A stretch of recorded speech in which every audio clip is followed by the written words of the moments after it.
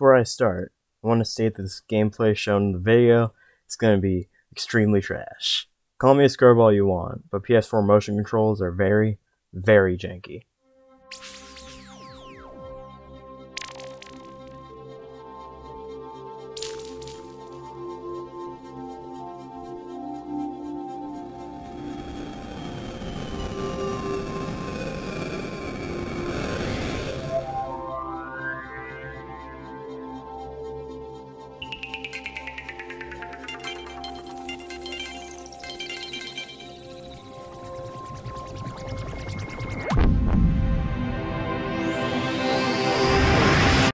I'm going to admit it, I had a lot of trouble making the gameplay section of this script sound enticing. You can already see the loop of it through the screen right now. It's way too boring to just talk about the way this game's gameplay is, in my opinion, because it can just be boiled down to simply hit as many beats with your paddle as possible and don't screw up. So I instead decided I wanted to talk about the things that meant way more to me when I replayed the game for this video. These things play a part in the story the game is telling, and help foreshadow and lay the building blocks for most of the lore going forward. The main element of the story that I intentionally didn't mention in the runner retrospective is the story's use of body language, and how there's so little dialogue throughout. Except for you two, you don't count here. If there is any dialogue, it's only through single-sentence expressions, combined with its simple aesthetic of the world and characters. These factors help blend together the story of Commander Veo, and help form an identity for the games. Similar to what I said in the runner retrospective, it doesn't need a paragraph of text to tell you what's going on. The audience has the ability to interpret it themselves. In my opinion, this is what makes the story itself way more entertaining, and the cutscenes aren't the only place where this is shown. The levels themselves have actively moving environments that give the illusion of the player constantly moving with the level and advancing with it too. These background environments are a key factor in telling the story of the level and its context. For example, Descent quite literally shows Commander Veo's descent into a heated lava planet to its core, with the planet itself appearing at the end of the previous one. And this is one of my favorite aspects of Bit being foreshadowing. The foreshadowing of elements and future events helps set up major events in the story. Transition has a section where the music sounds more distraught and confused. This is where the souls that are implied to be previous commanders are returning to the afterlife. This helps explain the entire journey of Bit Flux, and when you play that game, you'll remember that part of the transition. And you'll most likely have a satisfying feeling of, oh hey, I remember that. I think the change in the song and the background is a genius way to communicate that this part of the level isn't there to be random. One thing of note before we get into Descent that I want to mention is the checkpoint before the souls. I honestly don't know what this graphic or text means, so if any of you can correct me in the comments or give me some more insight about it, that would be greatly appreciated. I'm really curious about it though. My headcanon is that it's some sort of birthright or certificate, considering Commander Veo was just born.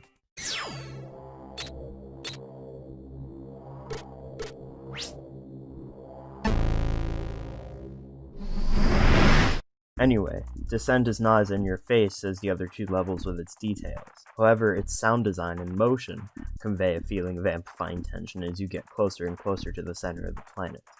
Commander Veo's confusion and anxiety about the trial are shown through his lack of control in the cutscene, and some of the music has faster energy than Transition from the beginning, contrasting Transition's more energetic and curious beat with a hostile and intense one. It sometimes sounds like the beat itself is getting hotter, eventually introducing percussive elements that reflect the intensity of the beats that are thrown at the player.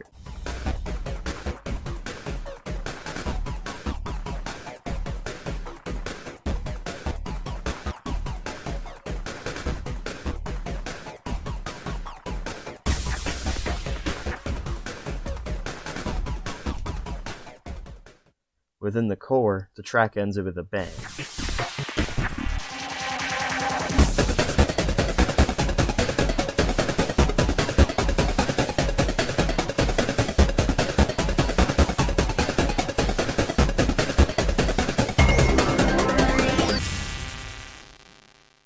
And now, some growth must be done.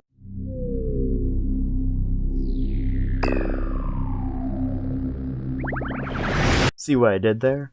Seriously though, Growth has way more stuff to cover because the entire level is filled with background assets and details. The general tone of the level fits the backgrounds perfectly, as the level increases in pace over each section. It starts with slow, simple beats, and it adds more and more speed as the level continues. The speed increase in background lead me to believe that as Commander Veyo's brain forms and is exposed to more stimuli, these cause the background to become more chaotic and crowded, similar to how a young kid will absorb new information like a sponge. When I was replaying this game, I was paying attention to the movements of the brain itself and I realized something. The brain is Commander Veyo in those experiences, moving around and taking in new stimuli. I've played this level so many times and I somehow never noticed this detail. I always believed the objects and things in the level were just randomly placed without much thought, and thankfully I couldn't have been more wrong. I really love the way the game tells you the context of the level. It's genius, having the brain move around and seeing all those new things. Now I'm just imagining a young version of Commander Veyo seeing all of that for the first time. It's honestly adorable to think about. All those experiences help form a person into who they are, and for Commander Veyo, that might have been the catalyst to help form the core of his being at the end. This part of the video is completely unscripted, but something that I wanted to say is actually really similar to JoJo's Bizarre Adventure, Phantom Blood, of all things. Crazy, huh?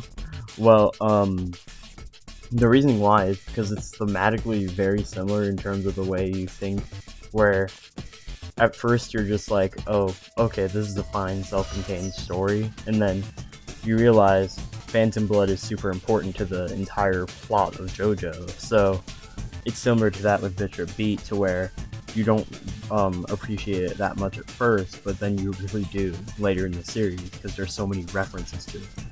Anyway, I just wanted to say that before the outro, so let's roll it. Let's finish this thing off. Thanks for watching. Replaying this game has given me way more insight about certain levels, like Growth especially. The game itself is honestly really thought-provoking, and seeing it from this perspective makes me appreciate it way more. Anyway, like, subscribe, check out my card account for my art portfolio and way more. Links in the description. Anyways, see y'all next one. ESF1 out.